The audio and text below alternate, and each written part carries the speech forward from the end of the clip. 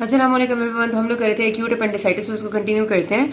तो मैं आपको बताई थी कि हमारे पास क्लिनिकल फीचर्स क्या होते हैं पेशेंट के, and I have told you कुछ उसके साइंस थे। अच्छा, अब हमारे पास अकॉर्डिंग टू जो पोजीशन ऑफ द अपेंडिक्स है, हमारे पास क्लिनिकल फीचर्स में थोड़ा बहुत डिफरेंस आ जाता है। वो जरा सा आपको बताना चाहिए, खासतौर पर इंपॉर्टेंट वाली पोजिशन का। तो आपको पता है कि अपेंडिक्स की सारी पोजीशंस होती हैं, वाइवा में आपसे हर ये क्वेश्चन किया जाता है, ठीक है। तो इसलिए आपको लाजमी आना चाहिए कि आपके पास सबसे कॉमन जिसकी पोजीशन है रेट्रोसीकल। ये सीकम के पीछे आपको शैडो सा बना हुआ नजर आ रहा है, दिस इज योर अपेंडिक्स। सबसे कॉमन पोजीशन रेट्रोसीकल होती है बिहाइंड अपेंडिक्स, ठीक है। उसके बाद सेकंड कॉमन जो है इसकी ये पेल्विक होती है, पेल्विक कैविटी में जा रही होती है, this is the second most common. उसके बाद हमारे पास फिर इसकी पोजीशन आ जाती है, ये आपका आइलियम है। आइलियम के आगे होगी तो प्री आइलियल, आइलियम के पीछे होगी तो पोस्ट आइलियल, ठीक है। सीकम से डायरेक्टली नीचे होगी तो सब सीकल कहते हैं, और सीकम के बिल्कुल देखें ये सीकम है ना, लार्ज गट, इसके बिल्कुल साथ जुड़ी होगी तो पैरासीकल कहते हैं, और ये एक प्रोमोन्ट्री है आपकी। तो ये इसकी कुछ पोजीशन है जिसमें एटलीस्ट रेट्रोसीकल और पेल्विक पोजीशन, और उसके बाद आपकी जो पोस्ट आइलियल पोजीशन है ये कॉमनेस्ट है, क्योंकि तो इनके क्लिनिकल फीचर्स का आपको पता होना चाहिए। अब देखें रेट्रोसीकल पोजीशन की अगर होगी अपेंडिक्स की और वहां पर जाके वो इन्फ्लेम होगी, यानी कि सीकम के पीछे, तो आपको खुद समझ आ जाना चाहिए कि कुछ फीचर्स में फर्क इस तरह आएगा कि आपके पास हम कहते हैं कि जितने भी अपेंडिसाइटिस के पेशेंट हैं उनमें बहुत ज्यादा टेंडरनेस होती है। ऐसे पेशेंट में शायद हम हाथ लगाएं, यानी जब सुपरफिशियल पैल्पेशन करें तो टेंडरनेस ना हो राइट एलिक फॉसा में, उसको पेन जरूर होगा लेकिन टेंडरनेस नहीं होगी। हमारे हाथ लगाने पर उसे कोई फर्क नहीं पड़ेगा क्योंकि उसकी अपेंडिक्स पीछे पड़ी हुई है। जब हम डीप पैल्पेशन करेंगे तब ऐसे पेशेंट को दर्द होगा जो रेट्रोसीकल अपेंडिक्स का पेशेंट है। उसके साथ साथ उसको गार्डिंग भी नहीं होगी इतनी ज्यादा। गार्डिंग का मतलब है आप हाथ लगाते हैं जैसे ही तो साथ ही मसल्स एकदम से वो वॉलेंट्री कॉन्ट्रैक्ट कर लेते हैं अपने एब्डोमेन के, ताकि उसे दर्द ना हो, उसको गार्डिंग कहते हैं। गार्डिंग इज वॉलेंट्री फिनोमेना, मैं आपको पहले बता चुकी हूँ। तो जो पेशेंट होता है आपका रेट्रोसीकल वाला, उसकी अपेंडिक्स जरा पीछे होती है, इसलिए उसकी गार्डिंग भी नहीं होती, टेंडरनेस भी नहीं होती, ठीक है। सॉस साइन जरूर होता है कि सॉस पीछे पड़ा हुआ होता है। अच्छा, जो हमारे पास पेल्विक अपेंडिक्स होगी, अब ये आपकी दूसरी पोजीशन जो है, ये आप देखिए पेल्विस में जा रही है तो इसकी बहुत ज्यादा चांस है कि यूरिनरी ब्लैडर के ये बहुत करीब होगी। तो सबसे पहले तो फ्रीक्वेंसी ऑफ मिक्चुरेशन इसकी बहुत कॉमन है। उसके साथ साथ ये पेल्विस में तो ये आपके लार्ज गट को भी इरिटेट ज्यादा करती है, इस वजह से इसमें डायरिया भी बहुत कॉमन होगा। और उसके साथ साथ आपको ऑब्चुरेटर और सॉस साइन में से ऑब्चुरेटर साइन बहुत ऑब्वियस मिलेगा क्योंकि ऑब्चुरेटर आपका पेल्विस में लाई कर रहा होता है, ऑब्चुरेटर मसल। उसको जब आप ओके, मैं आपको बताई थी कि जब आप हिप को फ्लेक्स और इंटरनली रोटेट कराते हैं उस पोजीशन में, पेल्विक पोजीशन में, तो पेशेंट को दर्द होती है विच इज ऑब्चुरेटर साइन। और जो तीसरी पोस्ट आइडियल पोजीशन है ना अपेंडिक्स की, वो बहुत मुश्किल टू डायग्नोस होती है क्योंकि उसमें क्लिनिकल फीचर्स बहुत ही एटिपिकल हो जाते हैं। ना पेशेंट को शिफ्टिंग पेन होती है ना उसको टेंडरनेस होती है, तो आपका ध्यान ही नहीं जाता अपेंडिक्स की तरफ, ठीक है। अच्छा, बहरहाल ज्यादातर आपके पास जो हमारे सिनेरियो होते हैं वो ज्यादा पेल्विक का या फिर रेट्रोसीकल का ही आता है। एज के हिसाब से भी जो पेशेंट के फीचर्स होते हैं, प्रेजेंटिंग कंप्लेंट्स, वो डिफरेंट हो जाती हैं। हम अपेंडिक्स में हर चीज को इतनी डिटेल में इस तरह इसलिए पढ़ते हैं क्योंकि अपेंडिक्स हर एज में पेशेंट्स आते बहुत ज्यादा है हमारे पास, और आपके पास सिनेरियो में बहुत ज्यादा आते हैं। इमरजेंसी में सबसे पहला ऑपरेशन अगर कोई करता है हाउस ऑफिसर भी, तो वो आपका एक्यूट अपेंडिसाइटिस का ही होता है, इसलिए आपने इसको अच्छे से करना होता है। अच्छा, इन्फेंट्स में होना बहुत अनकॉमन है। 2 साल से कम बच्चों में अपेंडिक्स को हम जल्दी सोचते ही नहीं है क्योंकि बेहद अनकॉमन होती है, पर अगर इनमें होता है तो डायग्नोसिस लेट हो जाता है क्योंकि बच्चे पेट दर्द तो बता नहीं पा रहे होते हैं, और जब तक पता चलता है तब तक अक्सर औकाती वो तब पता चलता है, मतलब ज्यादा माँ बाप तब ध्यान देते हैं जब उसको वॉमिटिंग शुरू हो जाती है बच्चे को, तो इस वजह से वो काफी ज्यादा डिले हो चुका होता है तब तक। अच्छा, चिल्ड्रन में भी इतना ज्यादा कॉमन नहीं है, लेकिन चिल्ड्रन में ज्यादा जो टिपिकल फीचर आते हैं वो वॉमिटिंग और नोजिया और एनोरेक्सिया टाइप फीचर्स आते हैं।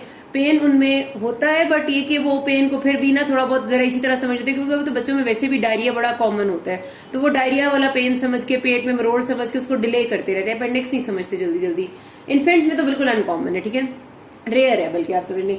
अच्छा, जो आपके पास सिनेरियो होता है वो ज्यादातर एल्डरली एडल्ट इस तरह के लोगों का आता है, मतलब जो एक जनरल पेशेंट होता है।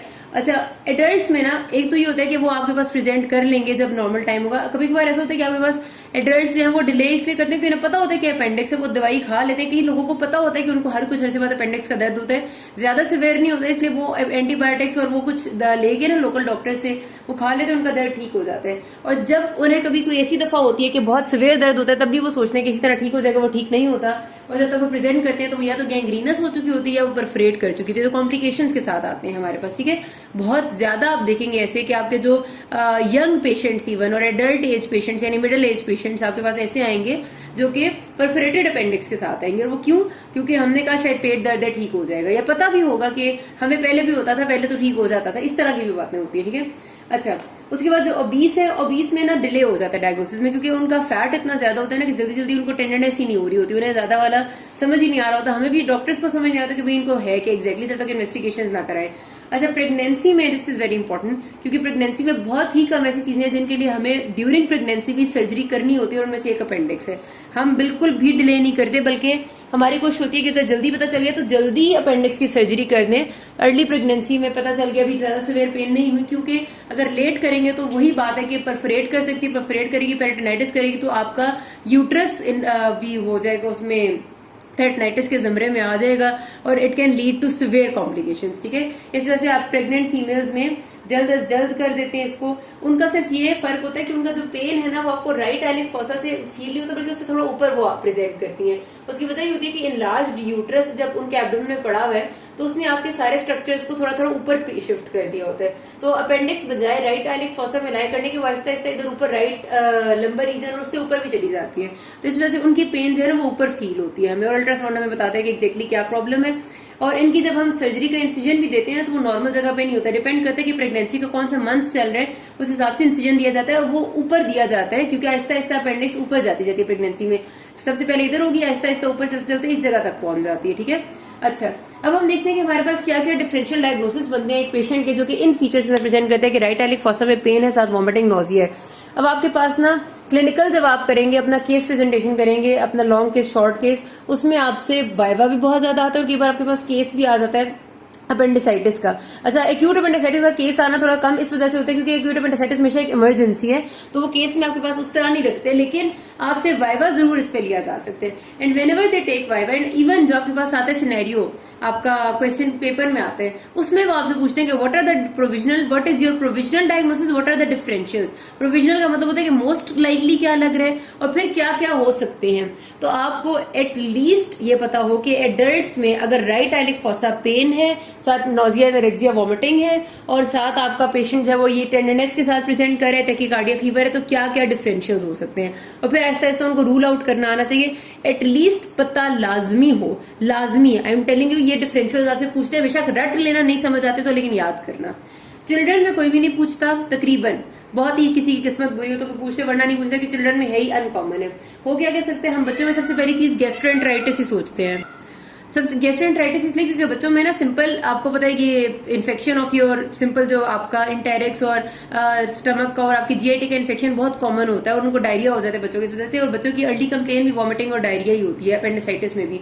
तो इसलिए बच्चों में सबसे पहले तो वो पेट दर्द के साथ जो भी आता है उसको गैस्ट्रोएंटेराइटिस ही समझा जाता है। सिर्फ ये कि फिर उसके बाद उसकी पेन का करेक्टर पूछते हैं, डिटेल पूछते हैं, और अगर हमें लगे कि हम ये ठीक नहीं है तो फिर उसकी इन्वेस्टिगेशन करा के, और फिर हम उससे बल्कि सबसे पहले एग्जामिनेशन में डिफरेंट साइंस कराते हैं। जब वो पॉजिटिव मिलते हैं तो हमारा शक अपेंडिक्स की तरफ जाता है। तो गैस्ट्रोएंटेराइटिस कॉमन है, आपने बच्चों में हमेशा पहला डिफरेंशियल यही बोलना है। उसके बाद आपके पास अगला है ये gimbal, this is my self made mnemonic, आप चाहें तो लिख लें, मुझे याद नहीं रहता ना। अच्छा, then is your intussusception, not common, मतलब कॉमन से मुराद है बच्चों में इंटरसेप्शन बहुत कॉमन है, बच्चों में बेसिकली अपेंडिसाइटिस कॉमन नहीं है, लेकिन 18 महीने से कम बच्चों में ना इंटरसेप्शन ज्यादा होता है, मतलब 1.5 साल से कम में, और 1.5 साल से कम में अपेंडिसाइटिस बिल्कुल भी नहीं होता, इस वजह से हम ज्यादातर इसको मिक्स करते ही नहीं होते। और इंटरसेप्शन में ब्लडी डायरिया, मैंने आपको बताया रेड करेंट जेली स्टूल होती है, वो यहाँ पर होती है इंटरसेप्शन में, जो अपेंडिक्स में नहीं होती। अच्छा, एम देस फिर आपका मेकल्स डायवर्टिकुलम, मैंने आपको बताया था कि आपके पास वाइटल इंटेस्टिनल डक्ट का रेमनेंट होता है, लेकिन उसमें फर्क ये होता है कि उसमें पेट के दरमियान में या लेफ्ट साइड पे दर्द होगा। ठीक है, और कोई टेंडरनेस वगैरह उतनी ज्यादा नहीं होती, और ना ही कोई बहुत ज्यादा वॉमिटिंग होती है। अच्छा, दूसरा एम होता है mesenteric lymphadenitis, this is very important. बच्चों में अक्सर गला खराब रहता है, और गले खराब की वजह से उनके लिम्फ नोड्स इनलार्ज हो जाते हैं, कि ये इन्फेक्शन होता है ना, बैक्टीरियल इन्फेक्शन, तो बच्चों के सर्वाइकल लिम्फ नोड्स इनलार्ज होते हैं, वही जो बैक्टीरिया वो जब ब्लड में आता है, जो गला खराब जिसने किया है, वो अक्सर आपके मिजेंट्री के लिम्फ नोड्स को भी इन्वॉल्व कर देता है, और उनमें भी इन्फ्लेमेशन कर देता है। मिजेंट्री सारी की सारी आपकी जो गट के साथ अटैच है ना, आपकी पेरिटोनियम की कवरिंग, आपको मैंने बताया था कि गट की एक साइड पे, आपकी स्मॉल और लार्ज गट सारी की एक साइड पे पूरी एक कवरिंग अटैच है, वो मिजेंट्री कहलाती है। और मिजेंट्री में ब्लड वेसल्स भी होती है, वेन्स और आर्टरीज, और लिम्फेटिक्स, बहुत सारे लिम्फ नोड्स और लिम्फेटिक्स भी होती हैं। तो जब आपके पास बच्चों में इन्फेक्शन के रिजल्ट में वो इन्फेक्शन ब्लड में आ जाए, और ब्लड में वो बैक्टीरिया आके आपके मिजेंट्री के लिम्फ नोड्स को इन्वॉल्व कर ले और उनको इन्फ्लेम कर दे और उनमें इन्फेक्शन कर दे, उसको हम कहते हैं मिजेंटेरिक लिम्फेडिनाइटिस।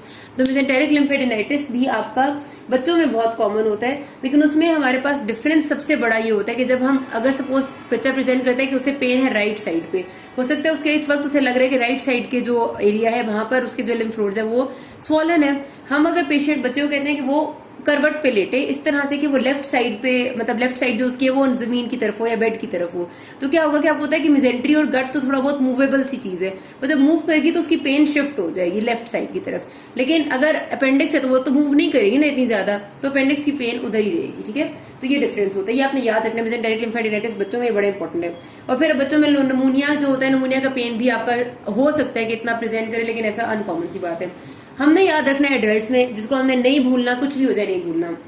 एडल्ट्स में यूरेटर वहां पर है जो अच्छा पता है, इसको आसान तरीके से याद रखने क्या तरीके है। सबसे पहली बात, जो स्ट्रक्चर्स आपको उस जगह पर नजर आते हैं उनका आप डिजीजेस को याद करें। अभी इसको भूल जाए, यहाँ पर आपका राइट एलिक फॉसा के पीछे किडनी, मतलब राइट लंबर रीजन, करीब करीब वाली चीजों को देखते हैं। ठीक है, राइट एलिक फॉसा में तो किडनी है, उसके बाद ऊपर right lumbar region, sorry right iliac fossa में तो अपेंडिक्स है, राइट लंबर रीजन में किडनी है। ठीक है, किडनी से आपका यूरेटर निकल के आ रहा है, ये भी हो गया। यहाँ पर आपके पास सीकम पड़ा हुआ है, यहाँ पर आपके पास स्मॉल इंटेस्टिन पड़ा हुआ है। ठीक है, आइलियम पड़ा हुआ है। उसके साथ अगर हम मेल में बात करें तो आपकी यहाँ पर ये जो स्क्रोटम में टेस्टिस पड़ी हुई होती है, टेस्टिस की जो डक्ट है टेस्टिकुलर, वो वाली यहाँ पर पड़ी हुई होगी। फीमेल्स में यहाँ पर आपकी ओवरीज होती है, मतलब इतना नीचे नहीं इधर ऊपर ही होती है, यहाँ ओवरीज होती है, और फिर आपकी फिलोपियन ट्यूब होती है, यूट्रस आ रहा होता है। अब ये सारे स्ट्रक्चर्स को आप आहिस्ता आहिस्ता लिखते जाएंगे। ठीक है, जनरली एडल्ट में क्या हो सकते हैं, यूरेटेरिक कॉलिक हो सकता है, यूरेटर की पेन हो सकती है, लेकिन उसके साथ उसको यूरिन में कोई ना कोई इशू जरूर होगा, आप यूरिन एनालिसिस कराएंगे।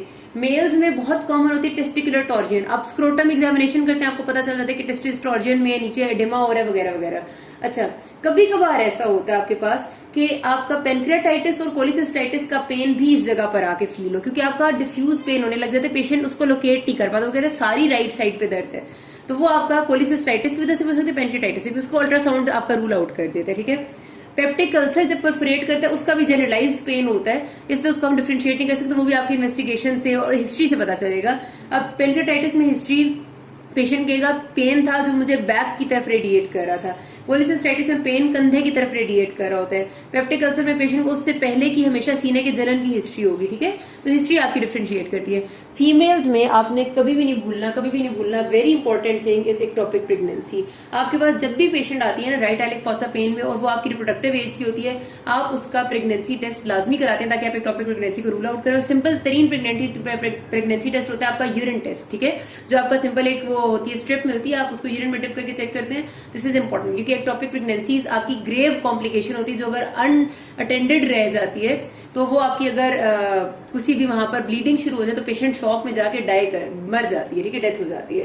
तो this is important in females. उसके बाद आपकी पेल्विक इन्फ्लेमेटरी डिजीज भी फीमेल्स में बहुत कॉमन है, और ओवेरियन सिस्ट हो सकती है जो रप्चर हो जाए, या फिर फिलोपियन ट्यूब की टॉर्जन हो सकती है। तो आपके पास अगर एक मेल पेशेंट है ना, और आपसे डिफरेंशियल्स किसी ने पूछे हैं, आपने कभी भी नहीं कहना है कि सर अगर ये फीमेल होती तो उसमें ये चीजें होती, अगर नहीं कहते होते। पेशेंट आपका मेल है तो मेल के बताएं, और अगर फीमेल पेशेंट है तो फिर आपके ये टेस्टिकुलर टॉर्जन के अलावा बाकी सारे फिक्स आ जाते हैं। याद रखने हैं, दीज आर इंपॉर्टेंट, ये आपसे पूछेंगे, मैं बता रही हूँ। ठीक है, और खास तौर पे एक्टोपिक प्रेगनेंसी को कभी नहीं भूलना, ये कभी नहीं भूलना, testicular torsion, ureteric colic, these are important. अच्छा, अब आपके पास जो एल्डर्स होंगे यानी ज्यादा बड़ी एज के लोग हैं, उनमें थोड़ी सी और चीजें आ जाती है। सपोज हम कह देते हैं उनमें सॉस एब्सेस हो सकती है, सॉस मसल की, इंटेस्टाइनल ऑब्स्ट्रक्शन होती है, लेकिन उसके फीचर्स ही बिल्कुल अलग तरह के होते हैं। कार्सिनोमा ऑफ सीकम हो सकता है, कार्सिनोमा ऑफ सीकम जो है ना वो आपका एक्यूट एपेंडिसाइटिस जैसा बिल्कुल लगता है, लेकिन उसमें पेशेंट की हिस्ट्री होगी कि मुझे काफी अरसे से डायरिया कॉन्स्टिपेशन रहता था और थोड़ा बहुत ब्लीडिंग भी होती थी स्टूल में। ठीक है, जो कि एपेंडिसाइटिस में नहीं होती। अच्छा, ए से आपका बनता है जी एओर्टिक एन्यूरिज्म लीक कर जाए, लेकिन वो बिल्कुल और तरह के, मतलब उसके सिम्टम्स थोड़े और होते हैं, मतलब डिफरेंट होते हैं। ठीक है, अच्छा, आई से आपका दूसरा बनता है जी इन्फाक्शन हो सकता है मिजेंट्री का, मतलब अगर आपकी मिजेंटेरिक वेसल्स जो है वो ब्लड सप्लाई उनके रुक जाए, मिजेंटेरिक इन्फाक्शन है, लेकिन उसमें भी आपकी बहुत सिवियर जनरलाइज्ड पेन होती है। देन आपका डी से है सिग्मोइड डायवर्टिकुलाइटिस। अब सिग्मोइड डायवर्टिकुला जिन लोगों में होते हैं उनमें साथ लाजमी तौर पे एक तो पेन की हिस्ट्री पुरानी होती है, एक्यूट एपेंडिसाइटिस में सडन ऑनसेट होता है, और दूसरा उनमें वही ब्लड एंड स्टूल्स भी होते हैं। ठीक हो गया, तो हमारे पास ये तो होगी डिफरेंशियल। जब हमारे पास पेशेंट आगे हमने उसकी इन्वेस्टिगेशन क्या क्या करानी है। वैसे तो आप उसकी एग्जामिनेशन जब करते हैं तो आपका काफी हद तक डायग्नोसिस बन चुका होता है कि ये अपेंडिसाइटिस का पेशेंट, ब्लड सीपी कराएंगे, व्हाइट सेल काउंट इंक्रीज आ जाएगा। अब फीमेल है तो अपने प्रेगनेंसी टेस्ट, चाहे आपको 100% श्योरिटी है ना कि ये आपका अपेंडिसाइटिस है, आपने प्रेगनेंसी टेस्ट लाजमी कराना to rule out ectopic pregnancy. अच्छा, यूरिनारी आप इसलिए कराते हैं ताकि यूरेटर और किडनी के मसलों को, हाइड्रोनेफ्रोसिस को या किडनी में कोई पायोनेफ्राइटिस चल रहा है उसको रूल आउट करें तो यूरिनारी करा लेते हैं।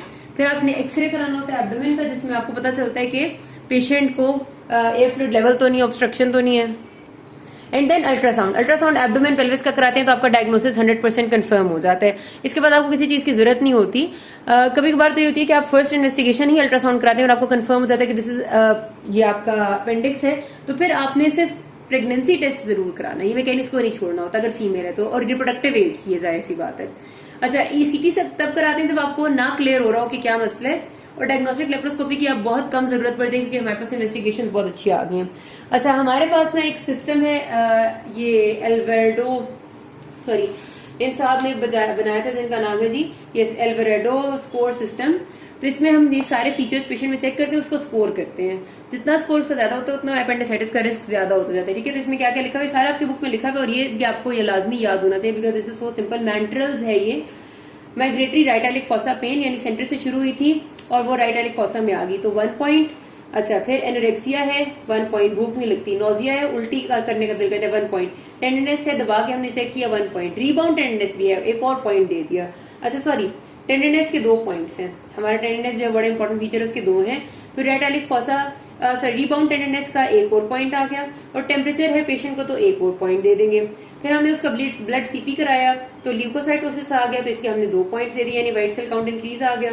और अगर हमारे पास इंक्रीज जो आपका शिफ्ट टू द लेफ्ट है, यानी कि आपके जो सेगमेंटेड न्यूट्रोफिल्स है वो इंक्रीज हो जाते हैं आपकी इन्वेस्टिगेशंस पे, यानी आपने जब व्हाइट सेल काउंट में डिफरेंशियल व्हाइट सेल काउंट कराया है तो उसमें आपके न्यूट्रोफिल काउंट खास तौर पे ज्यादा है। यहाँ ये तो जनरल व्हाइट सेल काउंट के बता रहे हैं, ये है सेगमेंटल जो आपके अलग अलग से न्यूट्रोफिल्स होते हैं उसमें न्यूट्रोफिल्स ज्यादा है तो 1 मोर। न्यूट्रोफिल्स शो करते हैं आपकी एक्यूट प्रोसेस को, और आपके जो बाकी सारे होते हैं वो तो डिफरेंट है ना, मोनोसाइट्स आपके क्रॉनिक को शो करते हैं वगैरह वगैरह। जब ये आप सारा स्कोर देते हैं, ये तो टोटल आ गया। अब देखते हैं कि इसमें पेशेंट में कितने फीचर्स प्रेजेंट है। अगर उसका 5 से कम स्कोर है तो उसमें अपेंडिसाइटिस होने का चांस बहुत कम है। अगर उसका स्कोर 5 या 6 पे लाइक कर रहा है तो इसका मतलब ये कि हमें उसको सीटी स्कैन कराएंगे तो हमें पता चलेगा, यानी अभी भी लो स्कोरिंग है। और अगर उसका स्कोर 7 से ज्यादा है तो कंफर्म है कि एक्यूट अपेंडिसाइटिस, अक्सर पेशेंट का तो सारा का सारा स्कोर ही आ जाता है। ठीक है, तो ये बात आपने याद रखनी है। कॉम्प्लिकेशंस क्या होती है एक्यूट अपेंडिसाइटिस की, आपकी अगर नहीं ट्रीट करेंगे, मैंने भी बताया था आपको, एक रिजॉल्व भी कर सकती है, अपेंडिकुलर एब्सेस बन सकती है, परफोरेशन हो सकती है, गैंग्रीन हो सकता है। परफोरेट होगा तो पेरिटोनाइटिस हो जाएगा। ठीक है, अच्छा उसके बाद आपका कहीं पर जब पेरिटोनाइटिस होगा तो एडहेजन्स और फिस्टुला का रिस्क और ज्यादा बढ़ जाएगा, और फीमेल्स में खास तौर पे जब अपेंडिसाइटिस की वजह से एब्डोमेन वो परफोरेशन हो जाती है तो अक्सर औकात उसके बाद आपकी ओवरी या फिर जो फिलोपियन ट्यूब है उस पर फर्क आ जाता है, या तो वो एडहेयर कर जाते हैं या वो उसमें कोई ना कोई प्रॉब्लम आ जाती है, और फीमेल्स में परमानेंट स्टेरिलिटी हो जाती है, वो फर्टिलाइजेशन उनकी खत्म हो जाती है क्योंकि उनकी फिलोपियन ट्यूब फाइब्रोसिस हो जाता है। ठीक है, तो this is a very grave thing for females, तो इसलिए फीमेल्स में अपेंडिसाइटिस को बहुत ही कॉशियसली डील करना होता है। यहाँ पर बात खत्म करते हैं, अगले पार्ट में अपेंडेक्टमी करेंगे। किसी कोई मसला हो, you can ask me. Thank you.